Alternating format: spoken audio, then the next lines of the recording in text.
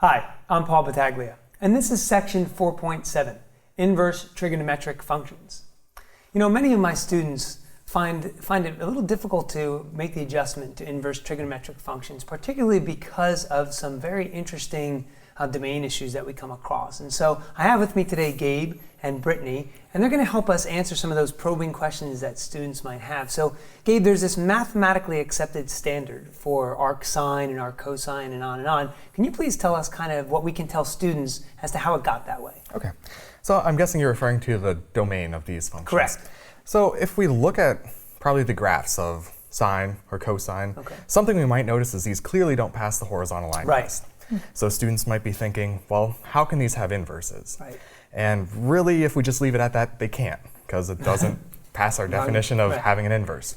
So what we do is we make some little adjustments to the domain of sine and cosine, and then we tie that over into the domain of arc sine and arc cosine. Okay. So is there anything that you wanted to say? Yeah, with that, again, going back to being organized, making sure that the students look at what the domain is and writing it down so that they know what it is. And especially as it changes from function to function. exactly. I like to actually give my students a couple of problems where a value will yield something that's not in the domain. It's a really good example because, again, we don't want them thinking that everything's going to have a definition, so to speak. You know, and I think so far you've heard the emphasis be on the domain here, and that's because it's a critical aspect of inverse trig functions. And I think one of the other things we could look at as we navigate through this section is the use of composite functions and the idea of having, let's say, arc sine of a certain value. And Gabe, I know there's some things that you see students actually kind of mess up a little bit and just make. So one of the big misconceptions that I think students have coming into this section is they've seen inverses before where a function composed with its inverse of x is equal to x.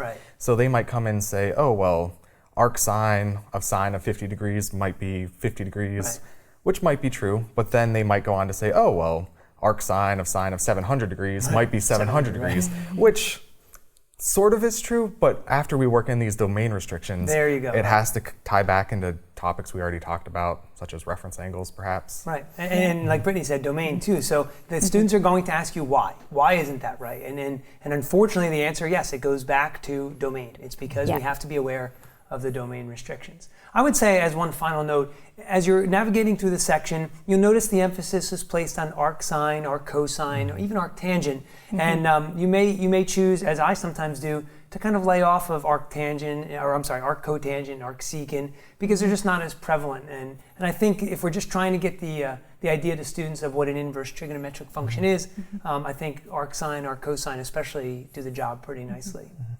So I hope you found these tips helpful and you find much success in section 4.7.